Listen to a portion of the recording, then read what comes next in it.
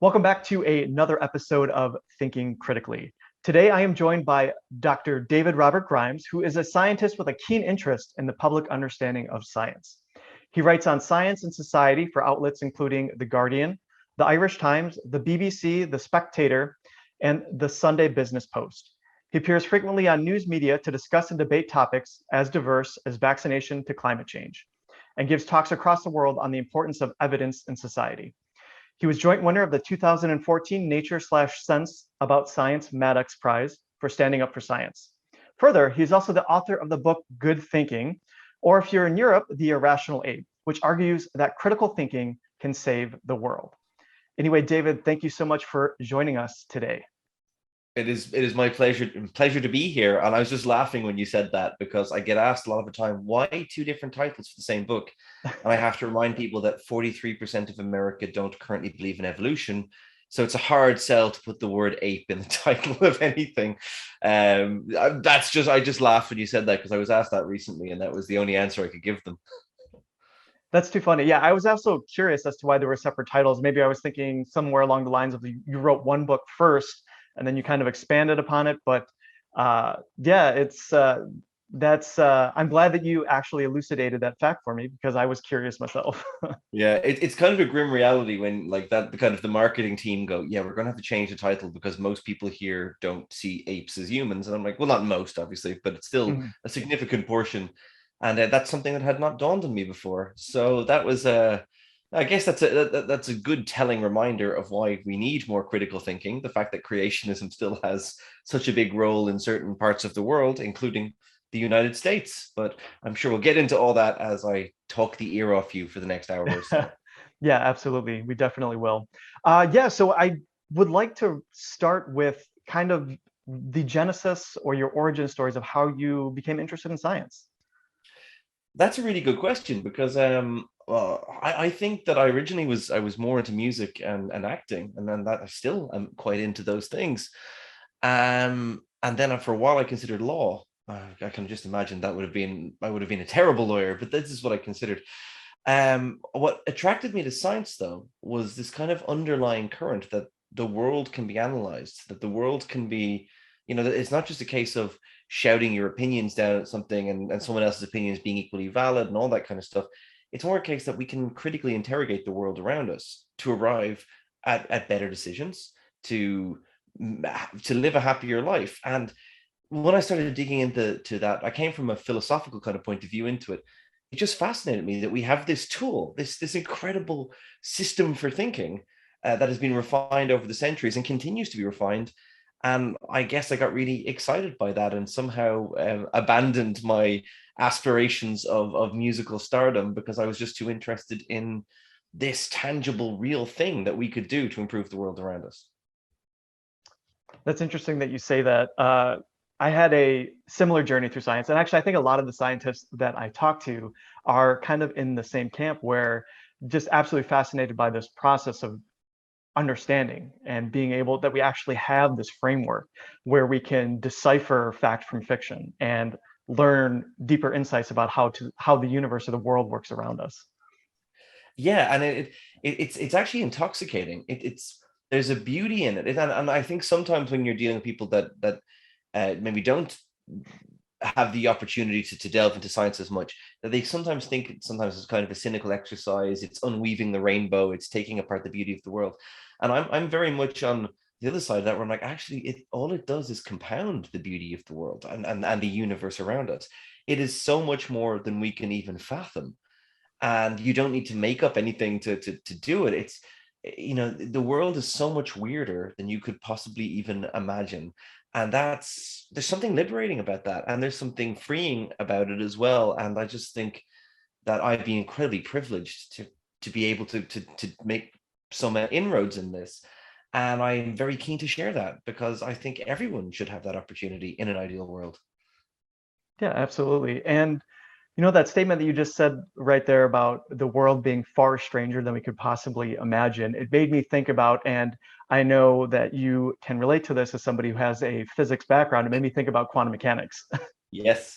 Yeah. Yeah. And who was it? Paul? It wasn't Paulie who said it. It was like someone. Yeah, it might have been Paulie. I can't remember. But you're absolutely right that the world is. And there's the other famous one from quantum mechanics is the problem with your theory is that it isn't crazy enough.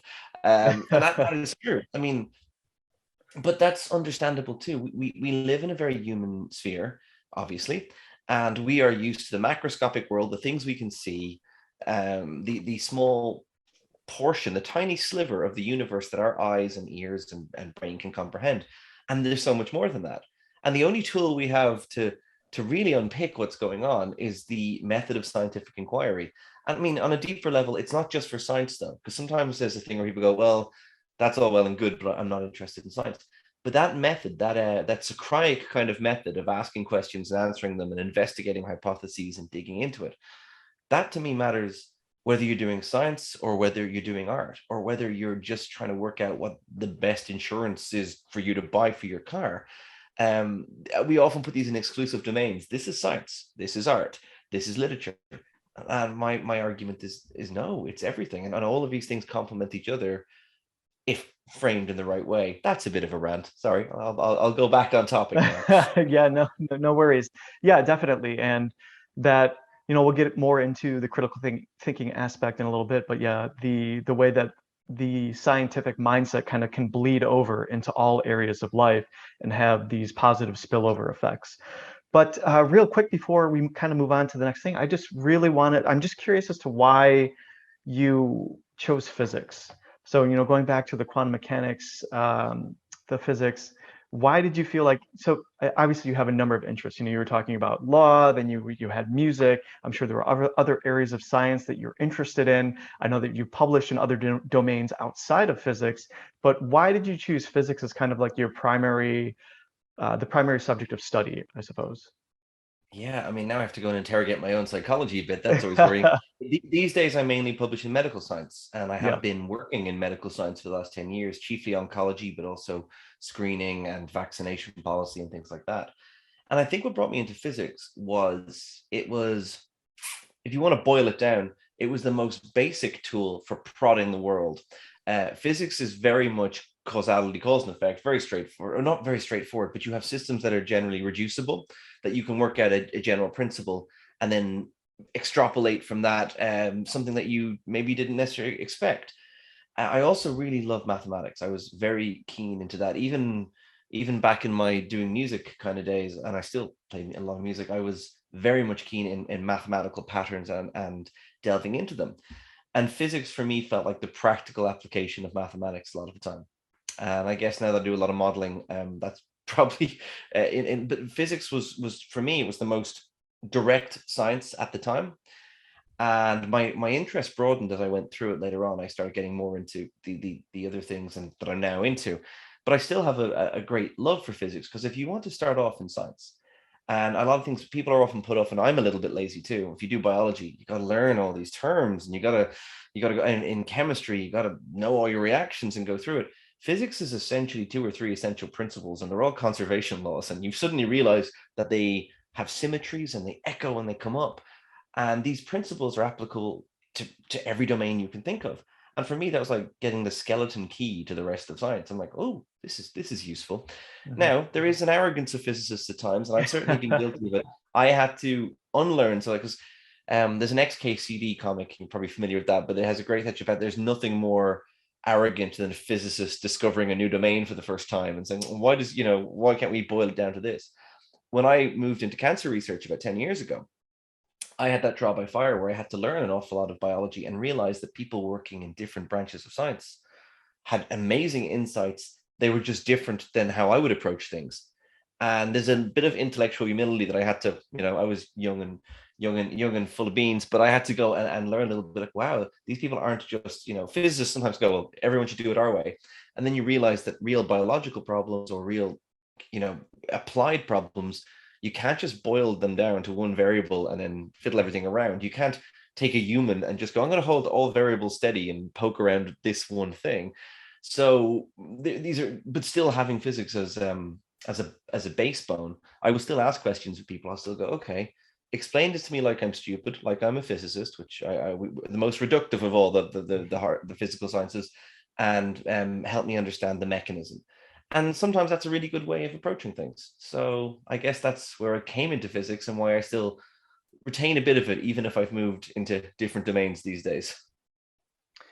That's fascinating. And I can say I had a similar journey when trying to decide on a science. And I was just, I guess, really drawn to physics because of the fundamental aspect of it, that you could boil things down to a simple, beautiful equation, and that everything was built from that. And I think it's funny that what you mentioned when you moved into the cancer research, and then how these biologists approach problems differently than you would as a physicist. And I can't help but think about like complex systems, or that you have these emergent phenomena and you have to like define a new baseline from where you start from. Like you can't boil it down further because you have all these interwoven parts, and you really can't, the sort of phenomena that you're observing isn't there if you break the parts down further beyond a certain point. Does that make sense at all? Oh yeah, Yeah, absolutely. yeah, Because in a physical system, we can go, we'll just make it a cube in a box, or a yeah, sphere and something. yeah, And because of the interplay of biology and biochemistry, if you take away certain parts or try to strip it down, it ceases to work, and you lose all insight into it. And this is why actually I would argue that for me, another trial by fire was learning. Well, I had some statistics from physics and I was good at the maths of it, but to actually learn that if you're trying to uncouple complicated effects, you can't always be purely deterministic and go, if I do this, because if you have lots of different, say, mice you're doing an experiment in, they have their own range of physiological reactions. And in a physicist, if you do your pendulum experiment and you keep plotting it, it's going to be the exact equation that we all deterministically know. Realizing that most sciences don't work that way because their systems are inherently more complicated than what we can boil them down to, was a really important insight, and it made me realize the importance of statistical methods for untangling causal phenomena and things like that. And it really made me delve into philosophy of science in a big way, because actually when you want to ask a fundamental question, what causes that, or is there an association or causation? It's a deeper question. In physics, we can sometimes directly do it and say, well, I banged the stick with the rock and the thing happened. That's fair. When we're sometimes observing phenomena and we're uncovering them, whether a tumor grows a certain way under a certain series of determinants, it's going to be scattered and spread and unclear. So we really have to have a different torch to illuminate that kind of darkness. And for me, it's just wonderful to realize that everyone has a role in these kind of applied problems. It's not just physicists walking and going, we'll solve this. No, that won't work. Everyone's working together. And that's, sorry, I'm going on a tangent now, but I think that's wonderful. No, absolutely. And I mean, you highlight a great facet of science, which is the community effort. It's not just one brilliant biologist, one brilliant chemist, or one brilliant physicist. Usually, I mean, even Albert Einstein didn't develop the special theory of relativity by himself. Maybe general relativity. Most of that can be, Even then, he had help with yeah, general relativity. yeah. Even then, he had help. But it's a community effort, right? I mean, everyone has their strengths and their weaknesses, and it's really the team coming together from all different aspects of the scientific community, and just probing the world around us for deeper insights. Yeah, and so another one of my interests is meta research. I like working out why so much research is bad or is not reliable. And that's not because I'm sitting there nitpicking, it's because I want us to live in a world where we have the best available evidence. And that requires improving the quality of what we put into the scientific canon. And one of the things about that is when you start delving into it, you find out why, we have this model, and we do the Nobel Prize is a great example. This great man slash great woman model of science, where someone comes in, a Newton or an Einstein or Marie Curie, and they shine the light and suddenly bang. And that does happen to an extent. But the vast majority of scientific endeavor is we're all building a house together, right? Yeah. We're putting blocks in, or we're working at that block's in the wrong place, put this block over there. What we still tend to do, and I really wish we didn't, is that we still tend to give all the glory to the person that put the last block on the house and go, look, they built the house. And you're like, those foundations, to paraphrase Newton, you were standing on the shoulders of giants already. You couldn't get to that final insight unless you had all that. And we do that in scientific publishing. We reward people for a big discovery without going, well, actually, there was tons of other discoveries that had to be made to lead there. So science, I think we should even be more appreciative that it's a collaborative process and maybe a little bit less glory hunting. And say that when scientists unfortunately exist in a place where they have to publish or perish to survive, which I think, by the way, is incredibly unhealthy for science. And don't drag me down that way. You'll get a whole rant on that. Well, I definitely agree with you about the publish or perish aspect of science right now. And the, at the end of the day too, I guess we have to admit, the glory hunting, scientists are also people. They're humans. They're prone to biases and error and wanting attention that some people want, in different aspects of society. But that's just a part of of being human, of any aspect of human society. Science is not a perfect endeavor, but we come together as a community, and slowly over time, we build this house, which is our this tree of knowledge. So, in learning deeper insights about the world around us. But anyway, I'm, talking about science here. I'm really curious to hear about how you got into science communication. So that is a really important aspect of science, I think, that we can all agree about, but I'm curious to know about how you got into science communication. Is accidentally a good answer? But I'll try Okay. So again, science communication is a broad church and it means different things to different people. I'm not exactly sure what I do, but I guess because I came from a theatrical background and I adore English literature and communication, I think it's an incredibly important skill set that is, and I was lucky to develop because I had the right people in my life and I had the right opportunities. I think a lot of people listening to this will have been at a scientific conference and will have realized that sometimes you can have a great scientist who is absolutely dreadful at communicating their ideas or the context for those ideas or whatever else. We've all had that experience. You go, oh, I love this person's paper. Oh, good Lord. No, you shouldn't speak. You're bad at this. Yeah.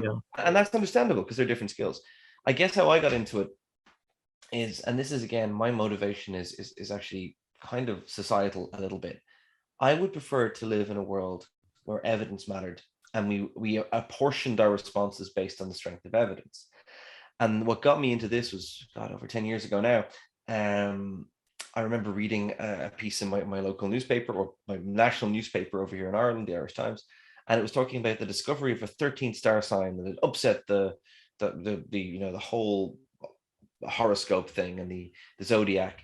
And I remember reading this going, this is nonsense, right? And it turns out it was nonsense. But I got very frustrated and was explaining to a friend of mine who works in communications. She had gone off from being an actor with me and had gone into communicating stuff. And I went in this big long rant over a few drinks with her. And she's like, okay, you've explained it to me perfectly. And I now understand. Why don't you just, write that down somewhere? That's actually interesting, the way you've explained why that's wrong. And I was like, and she said, it was funny too. So do that. And I'm like, well, okay. So I started writing stuff down for a very small audience, thinking this is mainly a corrective.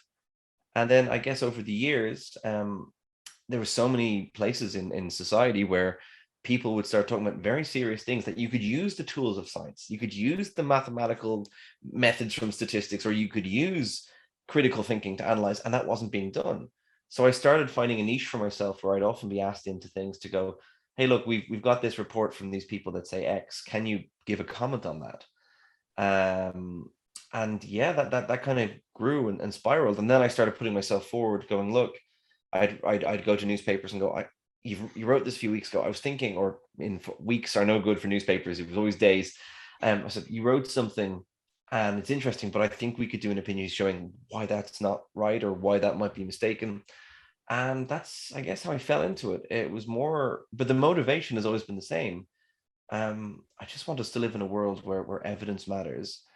And I think the pandemic has shown that unfortunately we have a long way to go then. And social media itself has not been, I would say, a net positive contributor to that as of yet. And there's a lot of reasons for that, but that's how I fell into it and have remained in it, I guess. No, I mean, and I categorically agree, of course, that, about living in a world where evidence matters. And it is unfortunate that we, as you said, the pandemic has really highlighted this, that we have clearly a long way to go. And I suppose one of the things I'm most concerned about, though, just making that comment, a long way to go, is that, with some of the global problems that we're facing, for example, global warming, we don't have a whole lot of time in order to kind of address these issues. So when I say we have a long way to go until we're more of an evidence-based society, I'm hoping that that ground can be traversed in a short time frame. Yeah, and you're absolutely right that that is probably the most pressing threat we have ahead of us, the climate change.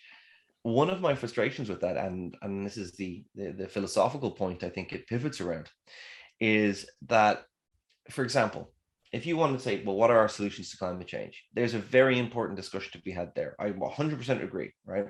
And we should sit there and talk about what level of, curtailment of our usual enjoyments do we have to engage in? What should we do? But the problem is, we can't even get to that stage until we have the vast majority of society in agreement that climate change is a problem and that it's anthropogenic, that we have done it. At the moment, it feels like we're living in a house that's kind of on fire, and half of the people in the house are denying there's a fire.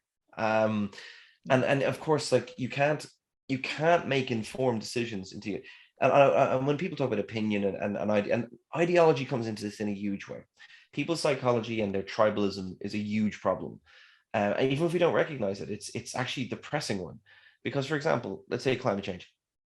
You are far more likely to reject climate change if you are a hardcore libertarian and stringent believer in the free market. And that is now that there are libertarian solutions, I say inverted commas, to climate change, but there is a more likely to be a rejection of the extent or the reality of global warming. And the reason that's quite simple. Um, if you are a hardcore libertarian, free market's going to solve everything. Suddenly your model falls apart when you're faced with something like climate change because it's ideologically equivalent to trespass. If someone's fires down the road are going to poison you and poison your environment, you can no longer say carte blanche, do what you want, and you start having to change the boundaries of your philosophy to adapt to that. That is cognitively expensive, to change your mind and to go, oh, maybe my philosophy needs some refinement. It is much easier to deny there's a problem than to refine your ideas. And by the way, that goes, I mean, people, I'm not taking pot shots at the right, you could do it with the left as well in several issues. And in different countries, the right left spectrum changes massively. So I know we're very America centric, but obviously in France it would be a different picture, or Belgium, or wherever else. I think the really important thing is that we have tribalisms that make it very hard for us to change our mind or to compromise on the important things. So I'd love us to get to a place where we could start really discussing solutions toward climate change or actions that we have to take. But we still have a huge amount of work to do to even get people over that ideological threshold to accept that there's a problem in the first instance. Yeah, it's a real shame how human psychology seems to get in the way of progress sometimes, and how an individual's belief system or ideology can prevent them from actually seeing truth because they don't want to, as you said, it's a cognitive burden. They don't want to entertain it. They undergo the cognitive dissonance, the discomfort that comes when having your beliefs challenged, and they'd rather just deny it and push those facts to the side and then move on with their life and say, well, it's far easier to go down this current route and stay the current path versus assimilating these new facts and then and updating my worldview and changing kind of how I move through my life. And yeah, it's just really sad to see that. And I fear that this is going to get in our way to a point where it's severely detrimental to society when we need to make serious changes and we're not doing it. So, But I think what's also exacerbated that, and this is where I had to change my method of communicating it many years ago. And I write about this in Good Thinking, about what do you want to achieve with your communication. And sometimes we communicate to get the kudos from our tribe. We do. If I yeah. am if I smack down an anti-vaxxer on social media, I'll get like all my friends liking that and saying, "Ha, that was badass." Have I changed any minds in the process? No. So about 8 or 9 years ago, I started getting really concerned about because I do engage, for example, with vaccine stuff. I engage with vaccine hesitant parents all the time. You don't get huge. It's in private. And I deliberately do that because firstly, we still have this hang up that debate is the arbiter of truth. No, debate will always award the best orator, the best, the best person at bending the facts is going to win the debate. What actually matters is discussion. You never change anyone else's mind. You simply give them the tools and freedom to change their own mind. And if you put them on the spot in social media, you will just send them deeper and deeper into their tribe. And we already have massive problems with polarization. We've seen that in the past 8 years in particular, that social media has made us more polarized and less willing to listen to each other. That's a problem, because I need the climate change denying people and the vaccine denying people to slowly be pushed down that spectrum towards acceptance. If my strategies for communicating push them further towards denial, I can tell myself that I'm being morally superior, but actually I'm just contributing to polarization. So what I try to do, you have to pick your battles too, because it can be a total waste of time sometimes. I find it much more useful if I'm sitting face to face with someone, or online chatting with someone who has concerns and has fears, and to go, why? What would help you change your mind? Okay, well, what do we disagree on, and where do you stand? And sometimes you find that they're frustrated, or they don't. There's lots of other things that are maybe pushing them towards a position that aren't necessarily the science. And that's important. The human aspect is important to recognize. I just worry that social media has actually made that harder to do, because it's created echo chambers that are very substantial, and we get that little dopamine rush when we go and think that our tribe is high-fiving us and telling us that we're all great. I'm not sure that's conducive to improving society. And I definitely started feeling that a good few years ago. I'm even very careful these days not to get in stupid put down rows with people that are obviously very ideologically opposed to me, because firstly, it's punching down a little bit, and secondly, like, I don't want to preach to the choir. The choir are already on my Yeah. side. I prefer to put my efforts into talking to people in the middle who don't know what to believe and would like some advice, Yeah, absolutely. And I'm glad that you brought that up about how social media puts us in these echo chambers, and that if you put somebody on blast, like there's no way that you're going to change any minds. And because I've seen that a lot with science communicators and like science pages when they interact with disparaging comments. And sometimes the comments can be very condescending and just rude, going on some sort of harangue about whatever it is. You don't know what you're talking about, and when you're an expert in the field. But when you respond in a negative connotation or tone, it doesn't ever change any mind. And while you may never actually change that particular person's mind, like I'm talking about social media in general here, there are people, there are fence sitters, there are people who don't ever engage, but they read through the comments, and you might actually change their mind because you approached the conversation, dialogue, debate, whatever you want to call it, with a calm and collected sort of disposition, presenting evidence to refute points and kind of elucidate why it is that this individual's position is counter to what the scientific community believes. You are absolutely correct. And I liken it to this. If you imagine this as a football field, and 15% of people are right down, they're always in your goalpost, they're on your side, they're going to agree with your position no matter what. 15% of people, the ones that make the most noise, might be anti-vaccine or deny climate change, and they probably aren't going to shift their position much. 70% of people are milling around in the middle, open to either view, not really knowing what to believe. And they're watching. They're not commenting. They're not getting involved in these Twitter spats or these Instagram wars, but they are watching. Yeah. And whenever I write something now, that's who I'm writing for. I couldn't care. No offense to people who are indecisive. I couldn't care less what they think, because they have the tools and the ability and the privilege to have got to where they've gotten, and be able to interrogate that data. A lot of people haven't been that lucky, or have gone in different directions, and would really appreciate it. So I think you're right. I often, when I reply to say, and I'm very selective about who I reply to, I try not to feed trolls too much, because sometimes they love it. But someone who says something that's, I think that can be a learning opportunity, I'll reply to, knowing that this person is going to be blocked in a few minutes when they get abusive, but also knowing that someone who comes in and lurks, and that's the majority of social media users, by the way, are lurkers. They're not engaged, like they're passively consuming and watching, but they're not necessarily posting frantically. That's a small proportion. That maybe there's something in there that'll give them enough fuel to go, you know what, and again, the freedom to change their own mind and go, yeah, you know what? I think the better argument is being made by David here than, vaccines kill you 107. That's what I want to do. I want to convert the middle ground and give them enough reason to come over to the science-based side. I couldn't care less about trying to convert the hardcore. It's a waste of my time. And I couldn't care less about just concentrating and smacking down.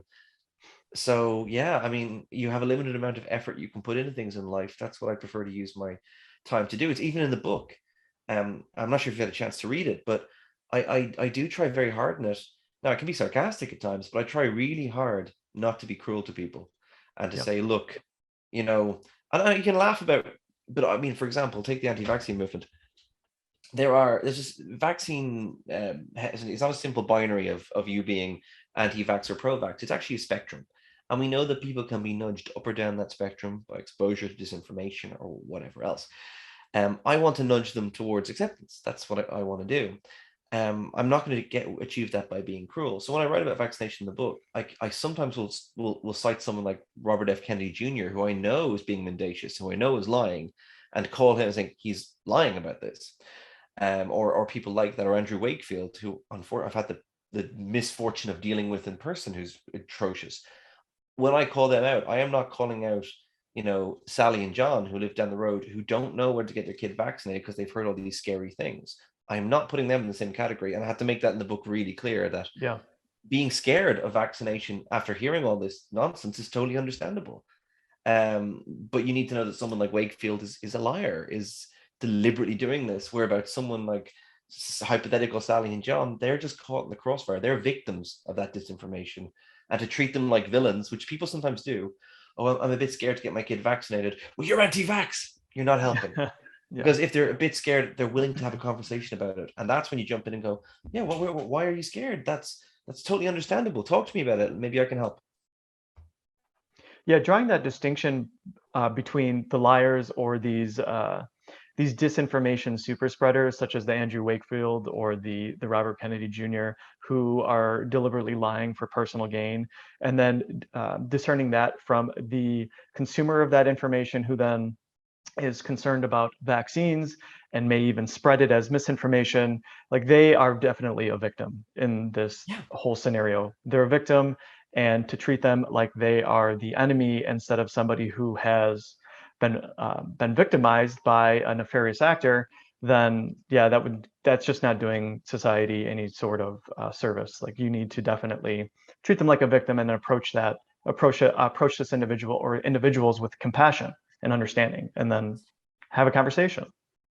And we also have to, and this is really hard, and this goes towards people who are, in the scientific domain too, and Mm-mm. this is really hard for scientists to do, as much because we're humans. Again, we alluded to this earlier on.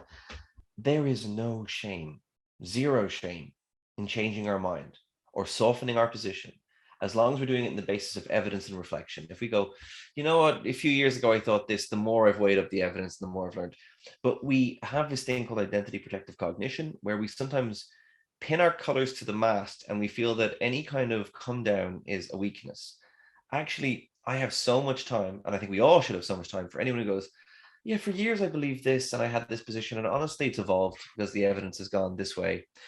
And in ideal world, that's how scientists should work. Now, as I do spend a lot of time doing meta research, I'm afraid scientists don't work like that. But that is the standard of all scientific fields. That is what we should aspire to.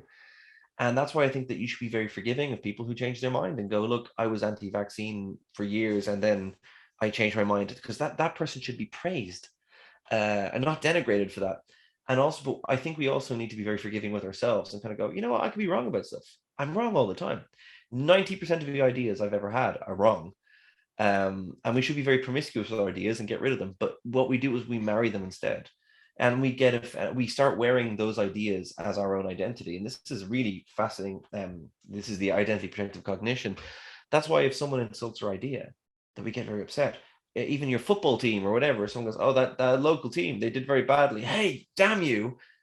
You have to stop yourself and go, why am I getting emotionally involved in this? These are ideas, and they should be decontextualized sometimes, and it's hard to do because we're humans. We emote first and we reason later. we are reactive rather than reflective. But I think we do need to get to a place where we encourage reflection. And again, I don't want to blame social media for all our woes. We've had these for years, but it's exacerbated them. I often tell people, what's your opinion on this? And I go, I don't have an opinion because I haven't read enough. And I know the material that I'm being sent is inflammatory. It's trying to get me to hate something or like someone or whatever else. And I don't think it's a good idea for me to make a decision based on limited evidence. And people often go, but you have to have an opinion. I'm like, no, the default opinion is I don't know enough and neither do you. So maybe we should wait until more evidence emerges. Um, Social media encourages instantaneous reactions and then it's hard to come down from them. You realize you're wrong about something, but it becomes very difficult to backtrack. But I think we should be more forgiving of backtracking and maybe less willing to jump on a bandwagon or jump in a reaction in the first instance. The general rule of thumb I say with information hygiene is if something makes you want to react instantaneously, it's a trap. It just put it to one Yeah. side and go, I'm going to leave that for a little while, And unfortunately, that's kind of like the media escape these days, in general, is trying to elicit strong emotions almost immediately because they want to capture your attention. And it's built into all of the algorithms in the social media platforms. And when people use the stronger emotive words, that captures more shares, it captures more likes, and this is just compounded in society today. And really, we need to be doing exactly the opposite. Yeah. So in the first chapter of the book, I kind of delve into that a little bit. And I kind of look, the most reliable predictor of whether something goes viral online or whether it gets a high engagement is if it invokes anger, disgust, or outrage, if it is inherently polarizing. And we become the victims of clickbait if we're not careful. And again, I mean, I used to, and look, I'm a human. I've done this myself. I've had an instantaneous reaction to something and maybe tweeted it or put it on Instagram. I try very hard these days not to do that, and particularly if it's inflammatory, because I often know, okay, we need a bit of time to cool down and assess this, because unfortunately, until we learn to do that, demagogues, charlatans, and those who would willingly inflict harm to us will use that. If I want to spread a myth or cause damage with a rumor, I'm going to make damn well sure it's so inflammatory and so inciting that people have a guttural, visceral reaction, and ideally anger or disgust, because that will make sure it gets traction. Then you have availability bias because it's there, and people go, well, there must be something to it. I love it. There must be a smoke because there must be a fire because there's smoke, and I'm like, or someone's just dropped off a smoke bomb, because that's what a lot of posts on social media are.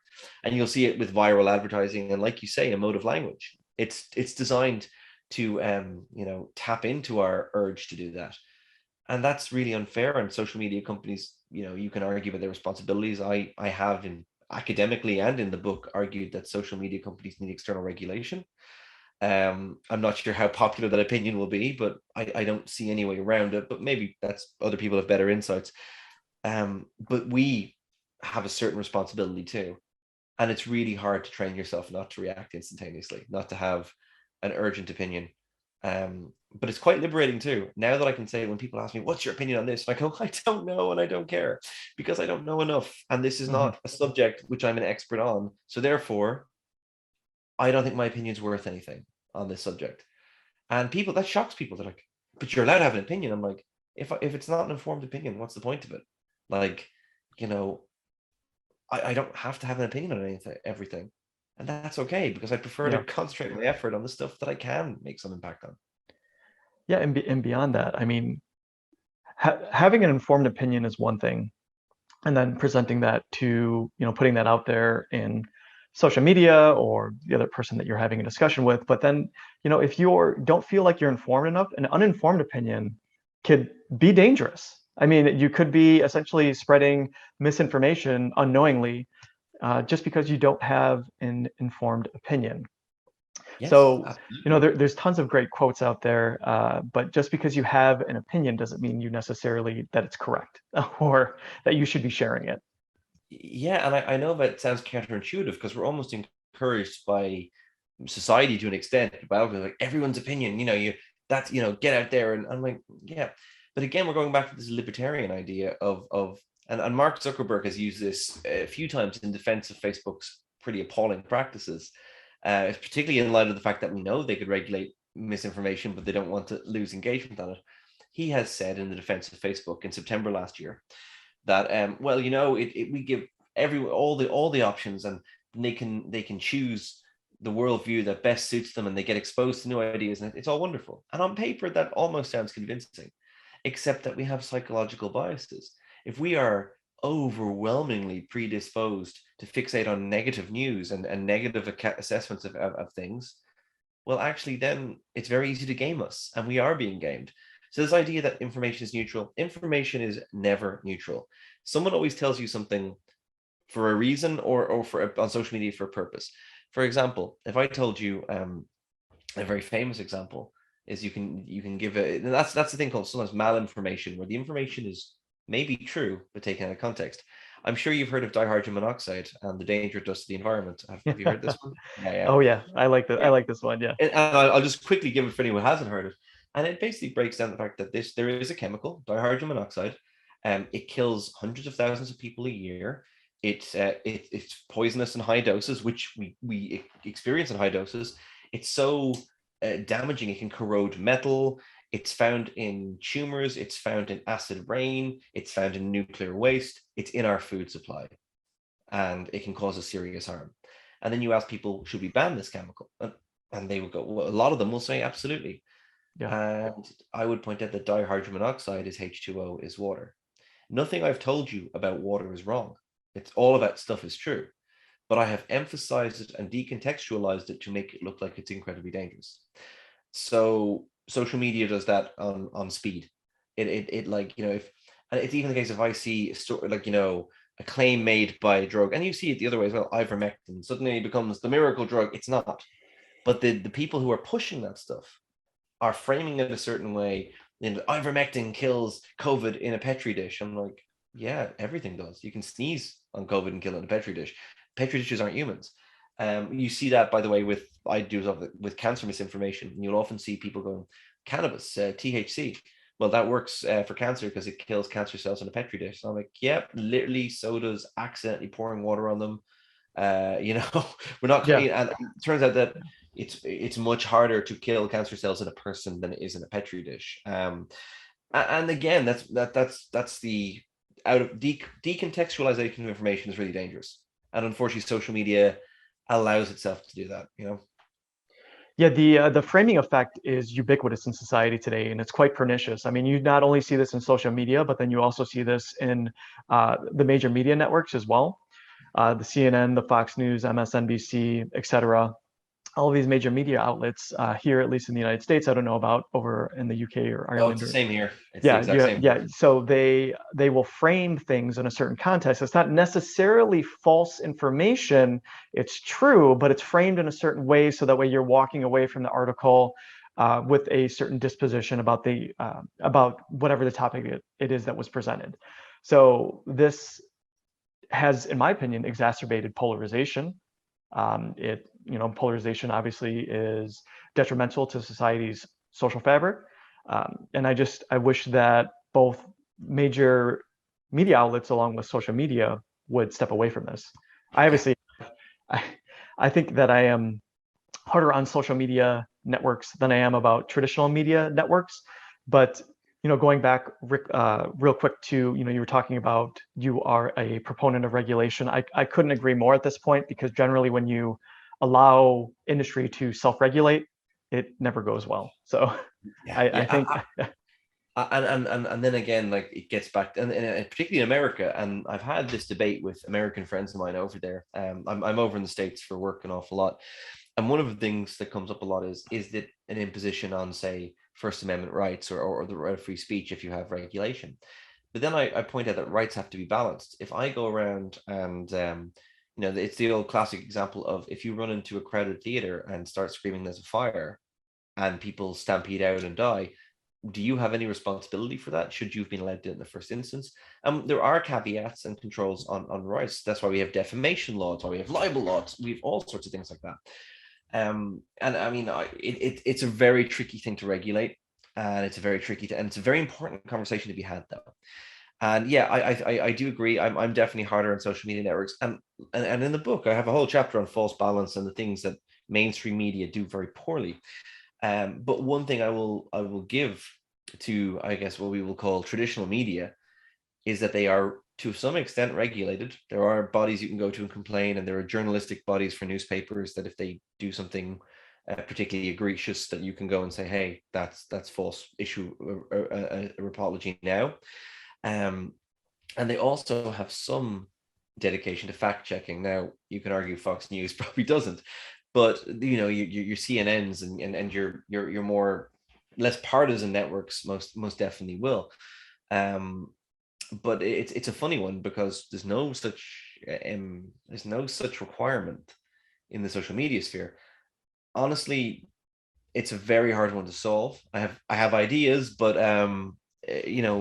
no set solution. I guess the Facebook whistleblower stuff that we saw last week, I don't think that surprised me, that literally that engagement matters more. I can tell you, during the pandemic, the Center for Countering Digital Hate did a study, and they found that the top 12 anti-vaccine accounts on Facebook and Instagram, mainly on Facebook, generated about $37 million revenue between them.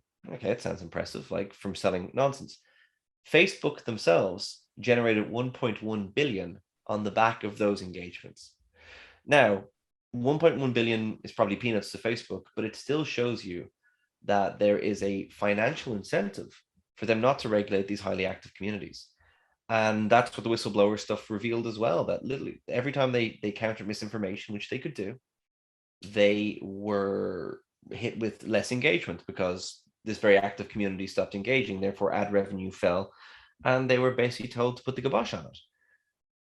That's because they're acting in their self-interest without any external regulation. But they're so big. I mean, companies like Facebook are literally bigger than certain nations at the moment. So I don't know how. I mean, I think the first regulation, I suspect, will come from Europe. My suspicion is that there will be European-wide regulation on this, and that might be a good thing to observe. I think in the United States, it's a much harder sell because people might view it, and I get angry comments when I write about it in journals or newspaper articles or even in the book, when I even suggested, people go, oh, who are you to decide what free speech is? I said, I'm not. I think you should have a plurality of voices. But what I am saying is, if someone spreads misinformation, like deliberate lies or even inadvertent lies, we need to have some kind of measure to stop that, because that can kill other people. So, you know, fire in a theater problem. Hard to regulate, though. No, yeah, it's definitely a very difficult conversation. And as a American myself, I am all for the Constitution, all for free speech, First Amendment. But this is definitely a conversation that needs to be had at this point. How do you ensure through these social media platforms, which have become gigantic, that these disinformation super spreaders, that are these individuals who are lying deliberately for personal gain, are stifled to a degree, because their information is literally killing people at this point. So how do you have that conversation? I don't know exactly. All I know is that the conversation needs to be had. So Yeah, I mean, I guess, I mean, I was in the States when Trump was elected in 2016. Very surprised. I think there's no American alive who doesn't have a strange memory of that, unless they're under the age of 4 or 5. But it was a strange moment because that was almost aided and abetted by social media. And I guess we saw the tail end of Trump's presidency with the insurrection attempt in January of this year. And here are people that had become radicalized by literally nonsense on 4chan. That's obviously exacerbated through different channels, but it was terrifying to watch, and I think it must have been particularly scary to watch if you are American. If you go, wow, you have people descending on the center of American democracy because of some nonsense that they got obsessed with online, and committing treason, which is a big thing in America, maybe more so than most nations. The American national identity is incredibly important. So I think that was so alarming, and shows you how polarized we've got, that these people were so in an echo chamber, so in a bubble. They yeah, were convinced what they were doing was somehow virtuous. Whereabouts I yeah. think the average American was like, what the actual hell are you doing? you know? Yeah, no, it was, I think for a lot of Americans, it was highly alarming. And even more alarming is that it was also these people were emboldened by the sitting president of the United States in order to do this. I mean, you could argue that the language he was using was nebulous and it wasn't to encourage the Capitol rioters, but I mean, I think that any genuine person, if you were to honestly look at his words, what he was saying, what he was tweeting about, it was encouraging this type of behavior. Yeah, it was a dog whistle. And I mean, Yeah. even claiming that the election was stolen. And that is, I think it's so beyond the pale for presidential behavior. You didn't have in 2000, when Al Gore lost the election to Bush, you didn't have him going on tweeting like, the internet was nascent, or social media was only emerging around that time, even later actually. But like, that would be, there's just no precedent for it. And there's been tight elections in the States before. There's been many, and this one was not a tight one, but there has been several. Again, I guess 2000, the Gore Bush one is a classic example, but it's just so weird that suddenly had become how people, because to buy that conspiracy theory, you have to go down lots of other ones. I suppose the philosopher W.V. Quine talked about our web of belief, and this is what scares me a little bit, that all our beliefs are interconnected. So if you can alter that web so much, you can pull the strands apart that you accept one really outlandish belief, like there's a big conspiracy theory to deny Trump the presidency, it becomes incredibly easy to accept other ones. Ivermectin is going to cure COVID. COVID's also a hoax. China did it. It's made in a lab. All these things knocking right onto the vaccine is going to kill us all. And that really imperils all of us. So I think we've got to keep that web of belief idea. Like when people go to me, are conspiracy theories or is misinformation, is it that harmful? I'm like, yeah, it is. It's pathogenic. And I think we really have to start looking at information as every bit as viral as something like COVID. If it can infect you and make you infect others with it, it is pathogenic and it is dangerous. No, and all the modeling of misinformation, disinformation, and how it spreads online, I mean, it very closely mimics disease spread. So to Yeah. talk about it as pathogenic, I mean, it is a very suiting adjective. Um, so, Yeah. And but I don't know how we fix that overnight, but I yeah, do think that critical thinking is a major shield against falling victim to it. To me, critical thinking is the immunization, is the vaccination that you get that prevents you becoming a victim or a vector for misinformation. 100%. And so now that you brought up critical thinking, I guess what exactly does that mean to you? What is critical thinking? I know you talk about it, you know, I have read your book, at least 3/4 of it. And you talk about it quite a bit in the book. It's basically all centered around critical thinking. So I kind of have an idea, but for those who are listening or watching, what exactly does critical thinking mean to you? So there's a lot of different definitions, but they all basically pivot around the same idea. And that is that instead of outright acceptance of ideas or claims, that we engage a healthy skepticism and we start interrogating information, even if we want it to be true, that we start asking a series of questions of it. That before we end up following a course of action or accepting something, that we challenge it a bit, our own beliefs, that which we're exposed to, and doing it in an analytical, rigorous manner, where you kind of go, okay, so I come across this claim. I give you an example. Someone tells you there's a secret hidden cure for cancer and Big Pharma are keeping it a secret, right? That's common conspiracy theory. 37% of Americans believe that one. So how do you take a critical thinking lens to that? Well, you go, okay, firstly, that's interesting. The two premises. So what's the deal with cancer? And you were, oh, cancer is not one disease. Cancer is like 200 diseases, and they're very different. Some of them respond to radiotherapy and some to chemo and some to nothing and some to immunotherapy, and they come in different cells. Okay, so I'm a little bit dubious that you'll have a single magic bullet for this. Okay, we'll put that one. And then if Big Pharma had a big cure for cancer, well, if over half the world get cancer, and even if they sold it for almost nothing, wouldn't that be great? Wouldn't they get all the Nobel Prizes? And when you start, like, before you accept that thing, it's very easy to accept these lovely narratives because they're well packaged. Critical thinking demands that you take a few minutes and interrogate that information and ask some basic questions. Then you ask, what's the source of that information? How does it stack up? And the final thing in critical thinking is only when you have passed all these tests, or the information has passed all these tests, do you accept it as accurate. which means that it is a little bit of hard work. It's not intuitive to us. We don't do it naturally. We're very much heuristic runners. We kind of go, that feels right, or that seems, or intuitive reasoners. We go, that seems legitimate. And critical thinking just asks for that extra step to go, well, just before I accept that, let me just ask a few little questions first. It's a little tiny bit of information hygiene before we vector it to ourselves. Yeah, no, absolutely. And obviously we could use a lot more of that in today's society, particularly with the information landscape that we're exposed to and the viral spread of misinformation, things of that nature. But real quick, I want to know, because this is a part of the title of your book, and there is a great example, so perhaps we could discuss that as well. How can critical thinking be used to save the world?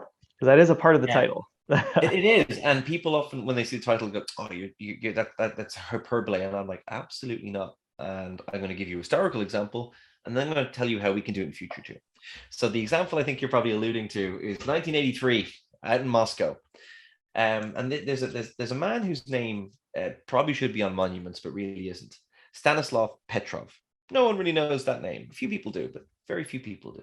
Like would think that jumps to their lips. And yet, arguably, and I would say truly, that man saved the world. And how did he do that? With critical thinking. So let me explain. 1983, he's sitting there in a bunker in Moscow and running the OKO. He's the deputy chief there. Duty commander, I think, is the title they used. And this is basically Russia's eye on its enemy. These were really, that was the United States. And these are really fraught times. Just a few weeks before, Reagan had dismissed the USSR as an evil empire. A civilian passenger plane had been shot down by the Russians that included a US senator. So relations were pretty frosty at this moment. And both sides are pointing massive arsenals of nuclear weapons, not only at each other, but at all the potential allies of these different countries. And the doctrine of mutually assured destruction basically said that if war begins, everyone's going under. All you'd have left is someone vying to rule the ashes, if anyone was even left. And of course, this was meant to keep it in check, but humans are not rational actors, so this was always a little bit of a question mark. This fateful morning, Petrov looks at the screen. 5 American missiles are inbound. The unthinkable has happened. War is beginning. What should have happened was that Petrov would pick up the phone, call the Soviet command and say, we're being attacked. And then they would inevitably have done one thing. They would have retaliated. They would have sent everything they had towards the Americans. And all out nuclear war would have ensued. Now, we know that didn't happen because here we are in 2021, relatively healthy, relatively happy. What happened? Petrov did pick up the phone, but he made a very different decision. He called the operators of OKO and told them it was faulty. Now, as this was happening, he was being screamed at by colleagues saying, we're losing the advantage to the Americans. We're going to be obliterated. You have to do something. No, he was very calm. Why did he do this? Well, because he made a very simple series of calculations. Simple to us now, emotionally detached, but probably very difficult to make in the moment, in the heat of it. He said, right, if I launch warheads, if I make this call, war is beginning. So first thing I got to do is check if this is really a war. He said, right, if the Americans are going to hit us, they'd have to hit us with everything they've got. 5 missiles is a far cry from that. We could shoot them down. What are they playing at? So he calls up the ground command and go, you see any missiles there? And they're like, no missiles. Weighing it up, he goes, right, it's far more likely that there's a fault in our detector than we're being attacked. And he had to make the executive decision. He did. It turns out he was right. These were reflections from low clouds. That is how close the world came to nuclear war. And that was not the only time. You think he might have been rewarded for that? No, he was demoted because he was supposed to have made the call that would have launched a war. But I, for one, am incredibly grateful that Petrov decided to use critical thinking. Nor was he the only Russian to do this. During the Cuban Missile Crisis, another Russian had the option to launch a nuclear warhead and was put pressure to do so. Vasily Arkhipov, way under the Atlantic Ocean, while Khrushchev and Kennedy are engaging in frantic diplomacy.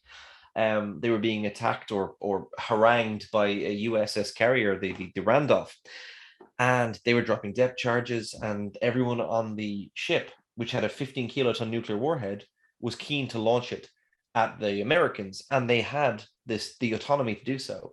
Only that Vasily Arkhipov, as the flotilla commander, said, no, If we launch that warhead, war is definitely begun, because there's no hope for it. If we do that without checking, without surfacing high enough to signal back to Moscow and check, we and they got in a fist fight over this, but he was absolutely right. Had he launched that missile, which was totally understandable, and everyone else on board, including the commander and the political officer, wanted to do, the history of the world would be very different. So I think that two unsung Russians, two Russians that people don't really know, showed that critical thinking can save the world. Now, we may never have to avert nuclear war. I certainly hope I don't have to, because that sounds like a lot of stress. But there's ways that we can improve our world, whether it's making better decisions about climate change or making better health decisions. Small effects of all of us doing this consecutively and together would make this a much more livable place. No, and those stories are fantastic about how, calm, collected, logical reasoning, critical thinking literally saved the world. And it certainly can again, like you said. I categorically agree with that statement. And not only, talking about the big picture problems, the global warming, getting through a pandemic, et cetera, but like on an individual level, critical thinking. So, I mean, it's a societal thing. So the more people that understand this, the better decisions that people will make. And that will have a positive impact on that individual's life, which collectively then positively impacts society as a whole. So, it doesn't necessarily need to be decisions, as we discussed earlier, surrounding science, but perhaps financial decisions or career decisions or, selection of a partner in life, something like that. Just having these skills available to you. Yeah, It just at absolutely. all aspects. Even should I get angry about that bit of gossip I read on social media, or should I not? Like, little things, but they accrue a massive effect. If they can make us happier, healthier, that's fantastic. Now, obviously, there's huge challenges we face as a society. We've mentioned climate change, antibiotic resistance, geopolitics, and the reemergence of Cold War kind of stuff. But that requires logical, calm heads. And that requires all of us, not just our politicians and our leaders, because we elect them. It requires all of us to have these skills. And I'm optimistic, at least, that we can learn them. It's not intuitive, but it's liberating. People have a lot of work. No, it's so liberating. Imagine making better decisions all the time. I mean, that would just be great. Yeah, absolutely. And where do you think, like, okay, so obviously you've written a book about it. You've studied the subject for a number of years now. Where do you think the best place to start learning critical thinking is? So, I mean, there's a variety of skills that usually are commonplace. So as you said, there's a variety of definitions of what exactly critical thinking is, but there are usually common skills.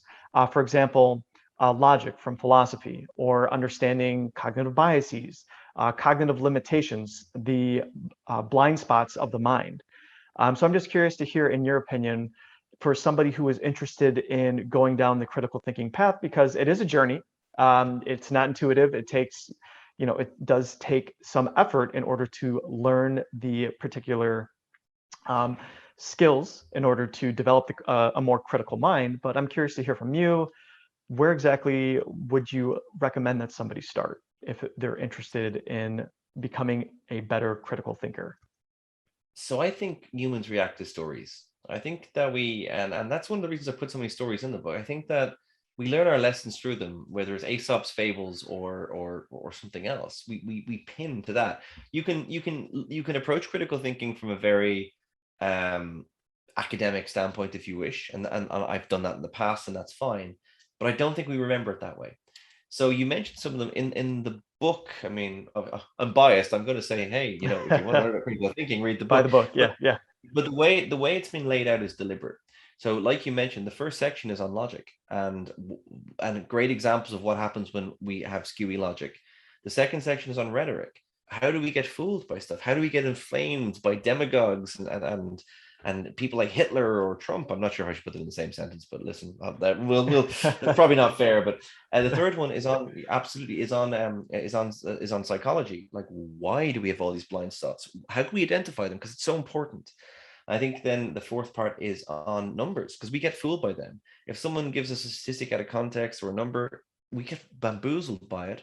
Then there's a section on media, because let's face it, whether it's social media or traditional media, that's where we get our information from. So when that goes wrong, we're in trouble. And the final section is pretty much, okay, let's put it all together and use the tools of science and critical thinking. How can we put these into our everyday life? Because I don't think it's just for scientists. I mean, to borrow a butchered Greek analogy, I think scientists should strive to be like Prometheus. You have this fire. This scientists have to use critical thinking and analytical thought in their job, and I've been very lucky to get some training in it. But if you have that fire, don't just say this is just for science. This is for humanity, because actually those critical thinking skills are not, and this what we call scientific thought, actually predate science. They come from ancient philosophers who thought about this a lot. These are tools of reasoning, and every human being is capable of reasoning and should be encouraged to do so, whether they're doing science or whether they're doing art. And whether you're a policeman or a politician, it doesn't matter. So that fire needs to be shared. And I hope when I wrote the book that I inspire that a little bit with people. But I mean, I think critical thinking is a learned skill. I think you always get better at it. And I think start off light by asking certain questions like, okay, if someone, if is this source, for example, I see something online, what's the source? WHO, probably reliable. My racist uncle's Facebook page, maybe less so. It's and that kind of stuff, and these habits, they become ingrained. And after a while, you're actually really good at detecting nonsense and not falling for it, and not sharing it, and not being imperiled by it. And obviously, if you want to read the book where it kind of lays out, absolutely, but there's loads of different ways to start. Yeah, and I definitely agree with the layout that you presented in the book, at least the first couple of chapters. And I think the best place is logic to start with. Learning how do you reason? What is an argument? Like what's a structure? What is a good argument? What is a bad argument? What are logical fallacies? Things of this nature. How exactly? Because I mean, you are bombarded with information on a daily basis, and all of this information is putting forward arguments of some variety. Very, very few outlets are just giving you facts for you to absorb. It's presented in some sort of narrative, which generally includes arguments. So if you don't know an argument when you're presented with one, then it's very difficult for you then to take that argument, isolate it, and then analyze it for veracity. Seeing, okay, well, is this a reasonable argument or isn't it? Based off of the premises. Do the premises support the conclusion?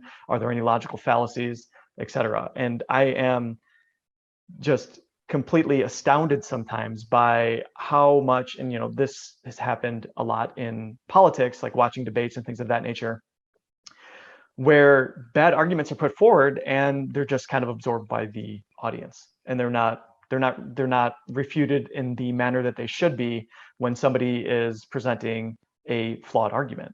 And it's like, no, the premises are all wrong. You're engaging in this particular type of logical fallacy, etc.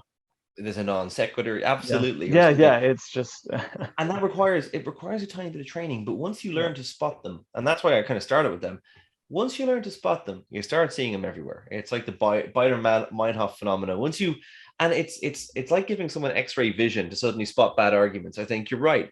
And I guess you can do it, and then there's ways of approaching it. Like if you want to do it from a pure maths point of view, there's ways of doing it that way too. But essentially, I didn't want to get into that. I wanted people to just have this with some good examples of skewy logic and learning the basics of it. But I think you have to see the funny side of it, or the entertaining stories from it too, because I mean, I talk about in one of the chapters, I hope it's not a spoiler for anyone, there was a very famous trial in the ancient church. Now the early church, the medieval church, made Game of Thrones look like a children's show, right? It was bloody, and popes were killing popes, and all sorts of stuff was happening. And you had Pope Stephen the Seventh, who had put his predecessor, Pope Formosus, on trial for nepotism and simony and all the fun stuff, right? And he was thundering accusations at him in front of the cardinals. This guy, he's awful. I think the year was 897, I think. Good year, good vintage. But he was yelling at him, and Formosus said absolutely nothing. And Stephen turns around and says, well, look, if he was innocent, he'd defend himself, and he hasn't defended himself, so the logical conclusion is he's guilty. And the cardinals all voted, said, yeah, he's guilty. In Formosus's defense, he'd been dead for 8 months before he was put on trial. So there might have been another reason for his silence. Now, obviously, this was more about politics than piety. Stephen himself was strangled to death in his cell. My favorite bit of trivia about that, though, is Formosus translates as handsome in Latin, and I'm pretty sure that 8 months post-mortem he probably wasn't a picture. I don't think he was a picture beforehand, but yeah, it was a good example of the veneer of logic. And this, by the way, still fools us even now. So I kind of start one of the chapters with it, because if something looks like it's a logical argument, if you watch Monty Python, the whole argument of witches being ducks, it's obviously full of this kind of spurious things, but they still fool people a bit, because that seems legit. And you need to be able to train yourself a bit to go, that's not legit. You have made an inference that is not supported by the premises, sir or madame. But we can get there, and you can get there by having reference points and stories, and just having a little bit of, if you know what to look for, you won't be fooled by it, you know? Yeah, absolutely. And one comment I want to make about your book is I really enjoyed the narrative style of it. You wrote it as a story, like telling stories. And I think up until this point, the critical thinking books that I have read are presented more in an academic manner. But the lighthearted, there's humor injected into it, the narrative style that it's presented in, I definitely found it a more enjoyable read than, say, a purely academic text.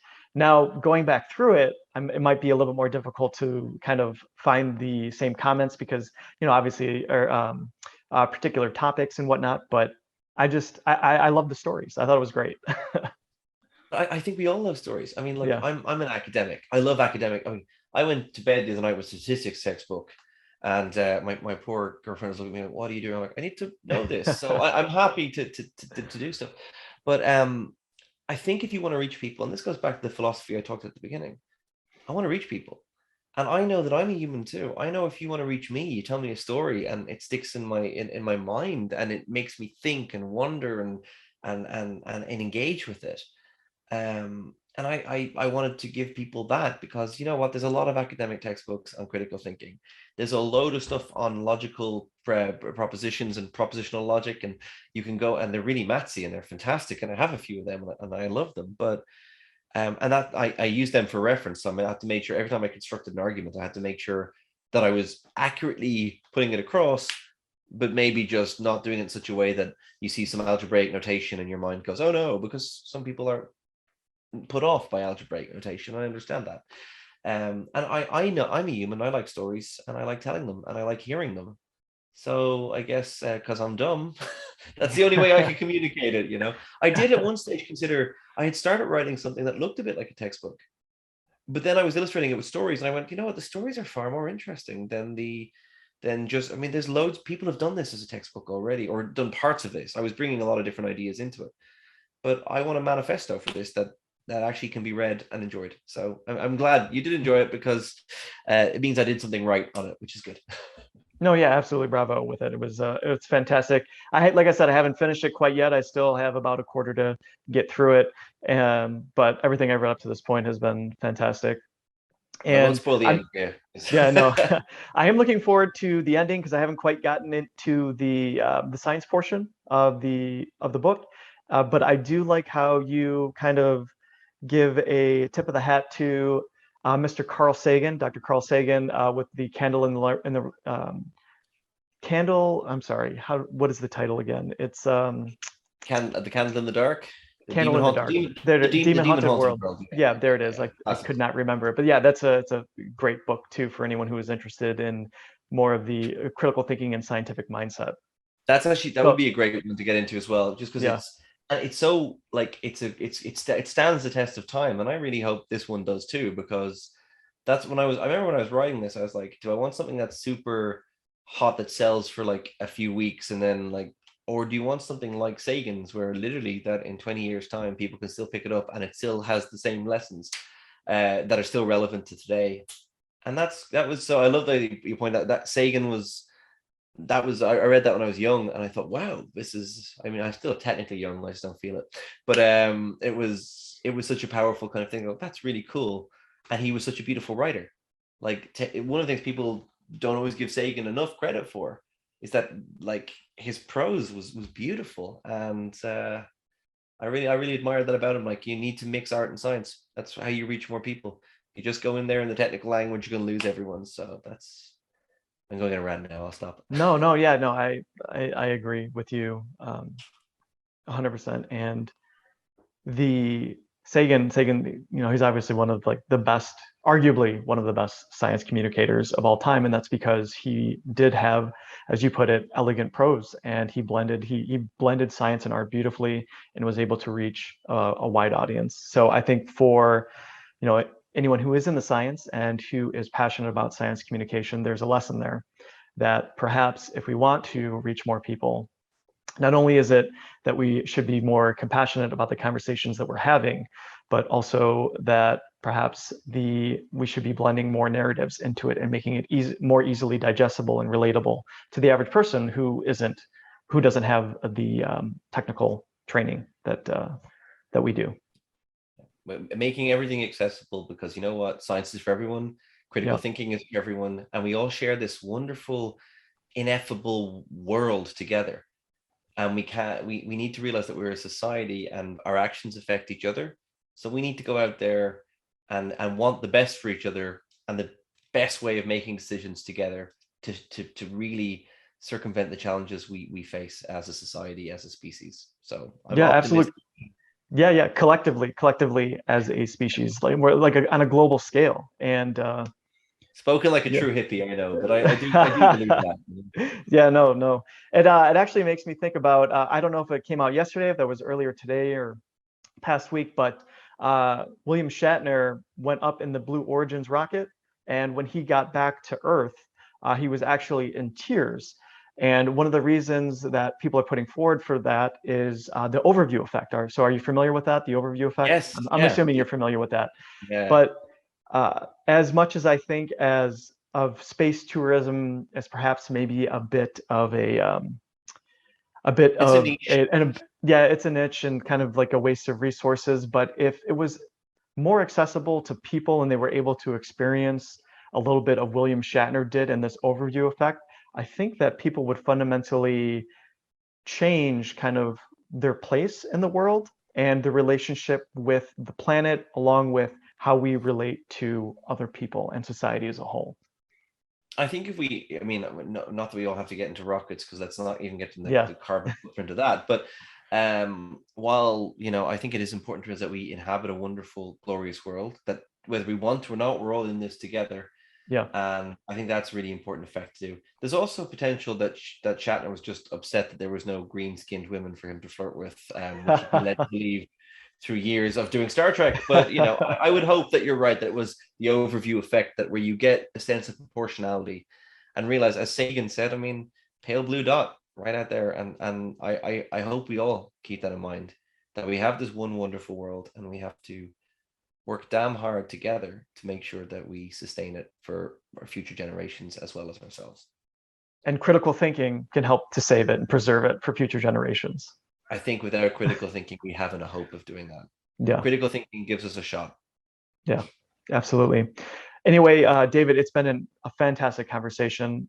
Just want to thank you so much for agreeing to come on. But before I let you go, I want to know where people can connect with you. Where can they find your book?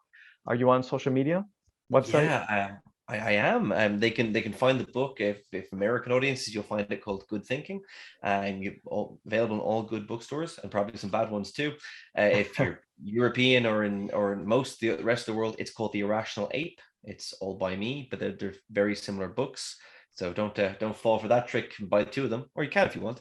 On social media, you will find me at my website is davidrobertgrimes.com, but I'm probably most active on Instagram or Twitter. My Instagram is David_Robert_Grimes, and my Twitter is at DRG1985. So my initials 1985, the year I was born.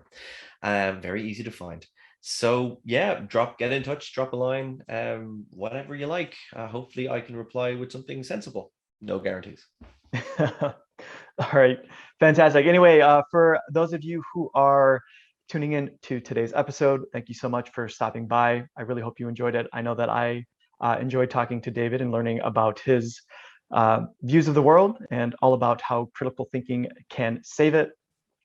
Definitely stay tuned for more great content in the future.